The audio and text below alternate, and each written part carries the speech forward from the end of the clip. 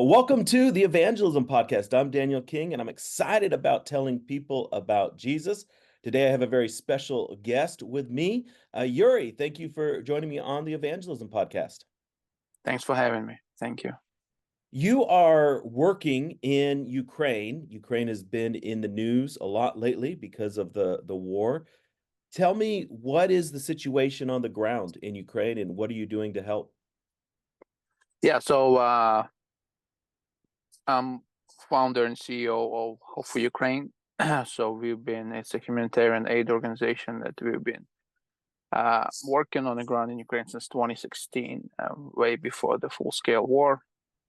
And after a full-scale war that took place in February 2022, our main ministry in Ukraine has been distributing food kits to family in need. So on average right now, we provide 1,500 food kits to families living in frontline towns where the full-scale war is taking place. So right now, we are 2.5 years into the full-scale war, and what we see on the ground is, how they say, after war, famine comes in. And we see a huge number of people that are falling behind poverty lines because just the regular citizens, the ones who had some kind of savings, right? They have exhausted that. And also, Ukraine before the war was a breadbasket of Europe as far as the grain production and everything that's been cultivated in there. But right now, because of shellings and bombings, a lot of the fertile soil that was cultivated before and farmers are not able to use.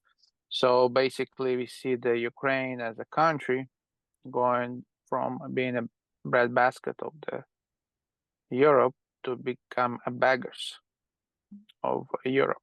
And that's me as a Ukrainian. I came here when I was 16, so I lived in Ukraine 16 years.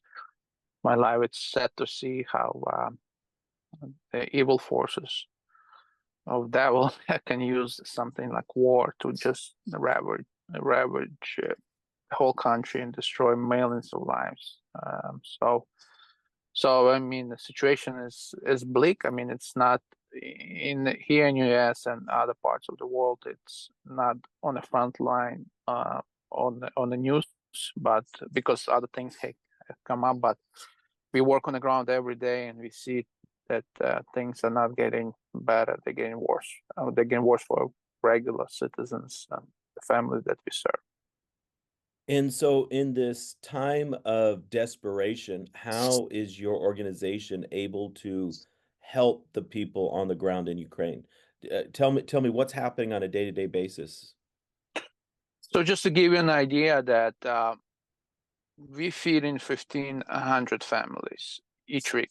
We give them food kit, and a food kit can feed a family of 4 people up to 10 days. So the way the process works, we have our hub that's located in Lviv, Ukraine. That's Western Ukraine, close to Polish border. And then we work with about 100 different partners all across Ukraine. Many of them are faith-based organizations.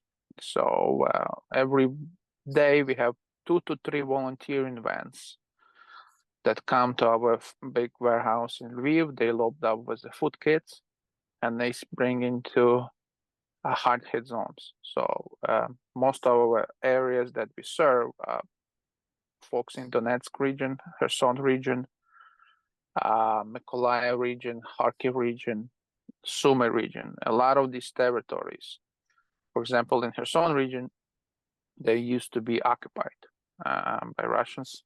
So folks live there.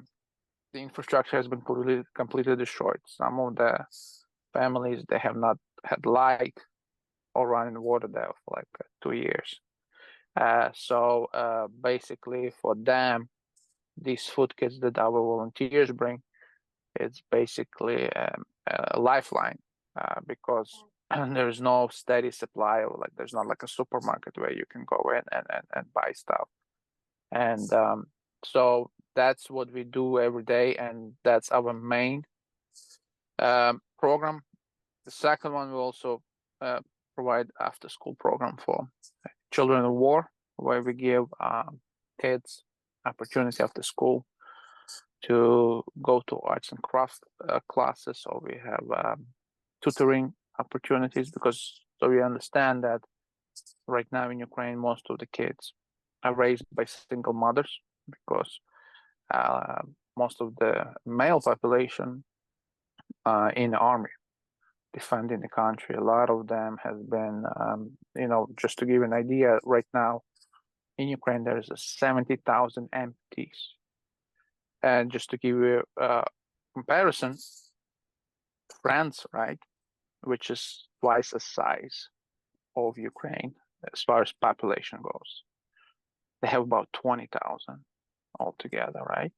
So you're looking at a lot of folks, a lot of dads who come back home and they not capable of supporting the families no more. So a lot of that falls on mothers' shoulders. So we, as an organization, trying to support them by giving the kids free access to after-school program. And also, we run internally displaced center in Lviv, Ukraine. It's the same place where we have our warehouse. We have a big living quarters where we take in folks who run from the front line. We place them there, and then we try to find them permanent place to stay, whether it's in Ukraine, in the western side of Ukraine, or some of them they move to Central Europe and stuff.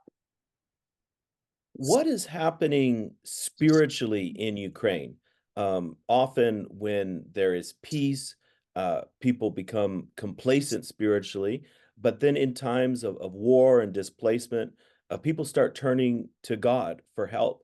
And so, what are some of the spiritual needs, and what is your organization doing to help people spiritually? So first of all, just to give an idea, in our refugee center, we have a chapel there. So all the folks who come there and stay there, most of them don't know Christ, don't know about God. So every Sunday we have a church service there where, we don't force anybody to go there, but we encourage them to come. And a lot of people who came through the doors of our center, uh, eventually dedicated their life to Jesus, right? So just to give an idea, since the start of the full-scale war, I think we had over 3,000 individuals who came through these doors. And some of them, so the way our center works is they don't have a time limit, how long they can stay there. It's not like we give them 2 weeks and you got to get out. Some of them been living there for a year and a half. And some of them, and that's what I see best the best method to preach gospel is through your lifestyle. Some of these folks, they come to the center, and everybody, all the staff, that all the volunteers who work there are they born again believers. And by the way they've been treated, by the way we're taking care of them, right? They start asking me, okay, can I find out what's different about you guys? Let me hear about the good news of Jesus Christ. And that's a lot of them has been become devoted Christians by watching our team and our staff conduct themselves in a like Christ manner. So Are you actively doing events where you are sharing the gospel with people and helping yes, them to come to faith in Christ? yeah. So we do we do food distribution events and humanitarian distribution events almost weekly, right? Whether it's for internally displaced folks or the people in the front line, right? So before each event, we have someone who shared the word and to pray for them, right? And letting them know that that the best hope is found in Jesus, because some of them come they went through hell and back, and a lot of them, they question if God exists, why He has allowed me to go through this, all this horror that I'm going through, and that's we use each and every opportunity to let them know that, no matter how bad the current situation is, that Jesus still got their back, and then, but places like Kherson, Kherson it's been liberated, but it's still under constant attacks, right, by artillery and drones and stuff like that. But on Sundays, churches are packed there, and after every service, there, our volunteers there, they cook fresh meals for them, folks who come there. So, it's this time of desperation. I think we see a lot of people are open to the gospel more and more, and because we have a lot of opportunities because of these constant aid giveaway events. There's events that we serve 1,000 people at a time. It's like a small crusade, and so we're trying to, some of our partners, they put Bible verses on the food bags that they give away to people, right? So every chance, the all our partners who are faith-based, they use every opportunity that to tell people about God. Tell me a little bit about your story. I saw that you graduated from Regent University, and how did you get started doing this type of ministry in Ukraine? Yeah, so my story is, I come from a family of Protestant bishops. My father, he's a Pentecostal bishop in Ukraine. He's still alive. He lives in Lviv, and when I was 4 years old, he was actually put to prison by communists for preaching the gospel, for smuggling the Bible into Ukraine during those days. So that was 1986, and he did 2 years there for that. So basically, as far as serving people, serving God, and that's always been ingrained in our family. Then I came here. I did undergrad in Zion Bible College. That's in Rhode Island, and then I went to do film in Regent University, right? So after that, I spent some time in the media industry, but my whole life, whatever I did as far as a business or my day life, I was trying to use my talent and my ability to represent Christ, right, in every marketplace I was in. So the way the Hope for Ukraine started is that there was a annexation of Crimea that took place in 2014.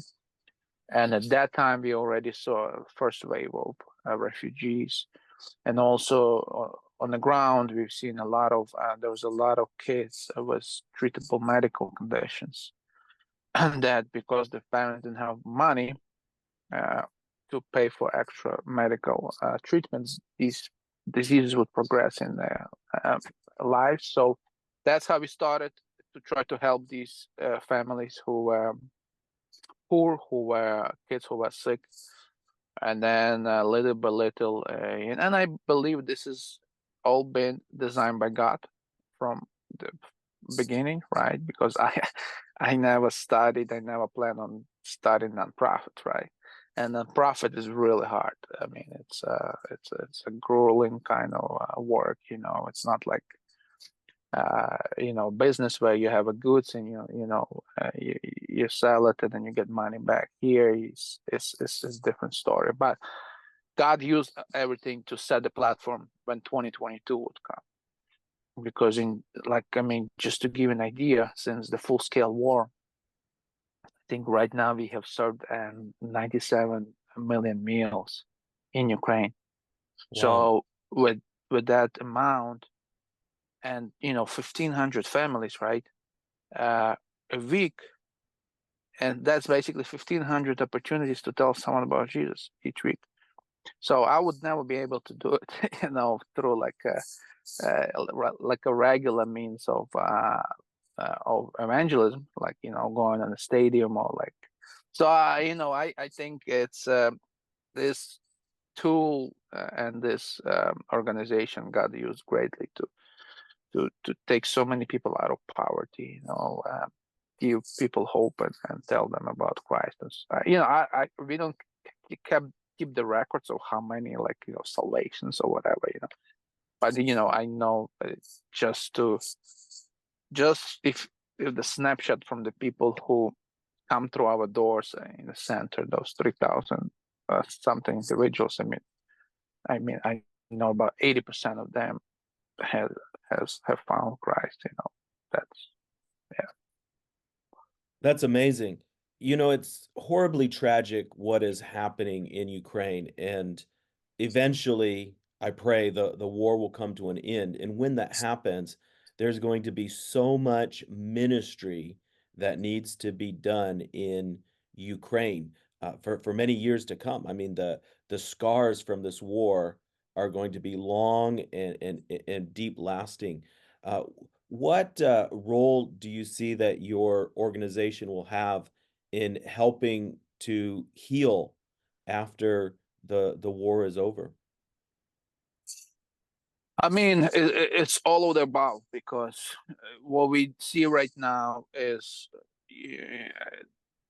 about 80% of kids have some kind of post traumatic disorders now developed by war. Right? We have a lot of people who struggle with insomnia because of the constant air raids. That's on the and anxiety, fear, and anger.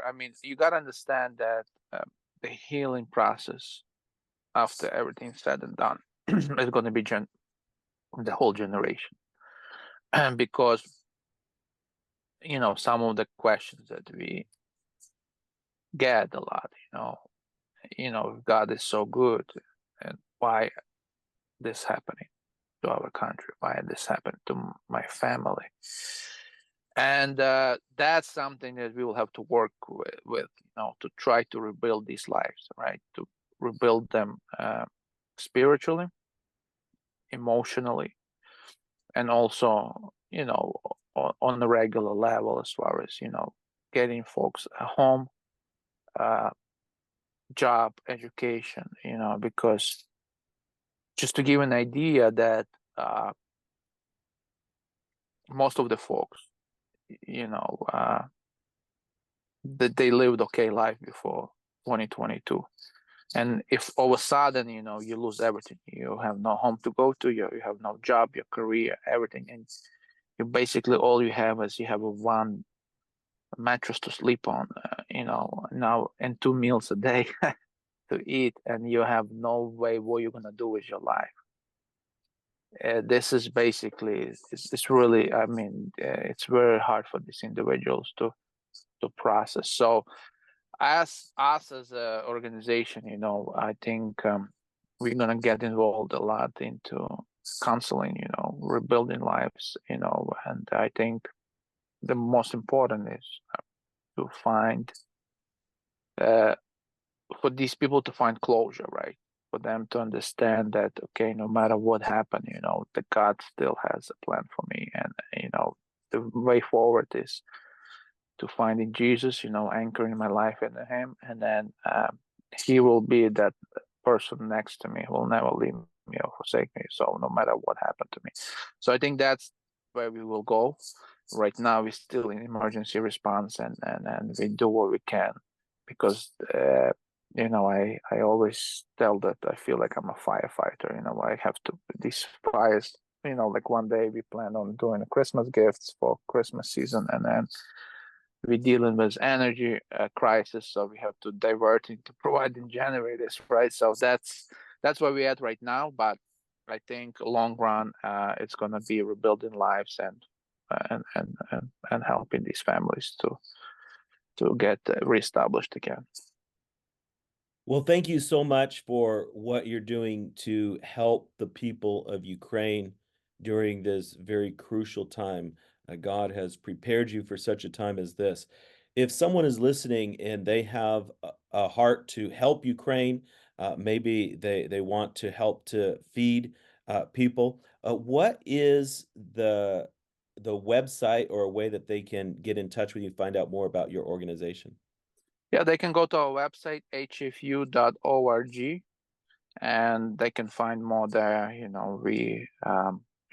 They can contribute toward our feeding program.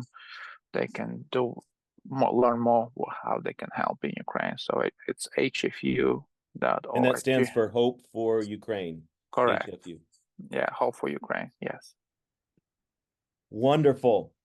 Well, let's finish by praying for Ukraine. And would you pray, but instead of praying in English, could you pray in Ukrainian for the people of Ukraine? Sure.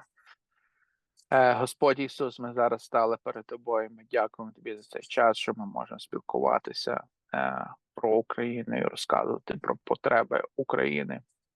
Я молюсь зараз за всіх людей, які проходять через дуже тяжкий час в Україні. Я прошу, щоб ти торкнувся їх, щоб ти допоміг їм, щоб ти був близько біля них. І ми просимо зараз, щоб війна, яка там відбувається, щоб вона закінчилась чим швидше і мир прийшов на українську землю. Амінь. Amen. Thank Well, you. thank you so much for being on the Evangelism Podcast. Thank you, Daniel. Thank you for having me. Daniel King is on a mission to save 1 million souls a year, but he can't do it alone. Would you consider sowing a financial seed today? To give, please visit www.kingministries.com.